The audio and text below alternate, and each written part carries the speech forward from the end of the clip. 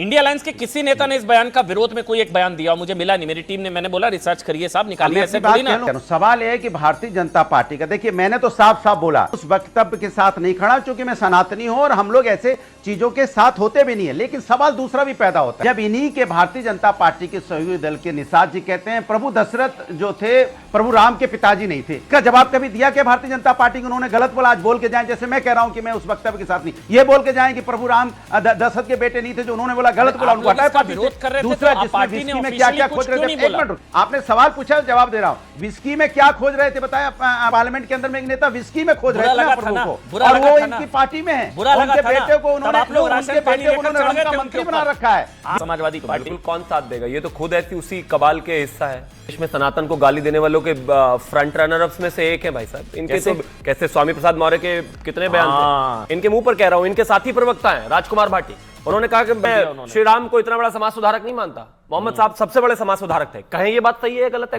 मुंह पर कह के जाए, ऑन कैमरा रिकॉर्ड है उनका, कितनी बार उन्होंने कहा। और छोड़ दीजिए इस बात को, राहुल गांधी ने कहा फ्लोर ऑफ द हाउस खड़े होकर ये हिंदू नहीं है, हिंदुत्ववादी है। किसी की हैसियत है कि मुसलमान नहीं है, मुसलमानवादी है, कह दे कोई। अरे वो कह रहे हैं भाटी जी के शब्दों के साथ नहीं है वो, तो हटाओ ना। अपने एक प्रवक्ता दूसरे प्रवक्ता के शब्दों के साथ नहीं है लेकिन पार्टी में साथ है, ऐसे कैसे हो जाता है? या तो ये बुलवाते हैं फिर दूरी बना लेते हैं। दूरी भी तो नहीं बनाई, कोई शोकॉज नोटिस दिया हो, उनको 10 दिन के डिबेट से रोका हो, उनको जिम्मेदारी कम करती हो, उनको कुछ कहा हो, के बेटे नहीं बता रहे, क्या आपस में लड़ना नहीं है ना? रुकिए ना।